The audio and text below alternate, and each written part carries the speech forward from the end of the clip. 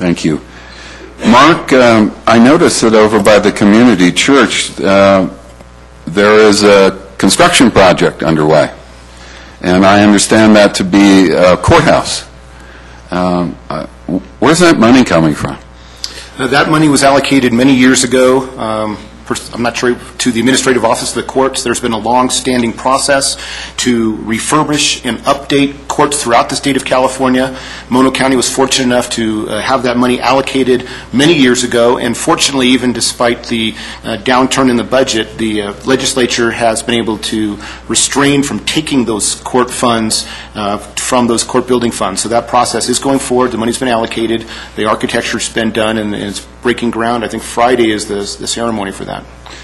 Thank you. I understand that any state agency or special state agency, I believe, that builds a construction project is required to put that project out to bid and get at least 3 competitive bids, and is further required to accept the lowest credible bid. Do you know if there are any local contractors and local people who will be employed in the construction of this courthouse? Randy, I can see you are itching to make a comment. I am shocked and disappointed, and I have spoken with Greg Jennison and other contractors in this town who have advised and are similarly shocked and amazed that the general contract and the general contractor are from out of state. And to date, amazingly as it may seem, there appear that there are no local contractors that intend to be or are intended to be involved in the construction of our new courthouse. Now, that could change, and I hope that it does, but from what I understand to date, the general is from out of state, and the subs do not include any local contractors. And I think that I find that disturbing.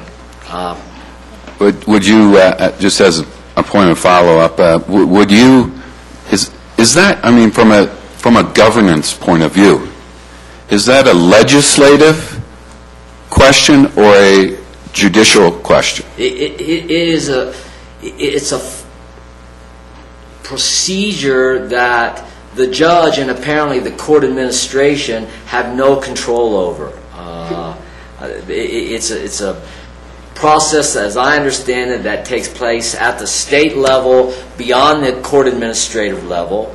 It's a contract that's awarded at the state level and administered at the state level without any requirements that local subcontractors have the benefit of that contract. Thank you. Mark, did you want to add anything? Well, sure. I'll add something to both. As court administration, I'll be quick. The role of the court is first as the judge to set the example for the employees. The clerks and the people doing data entry have a very difficult job.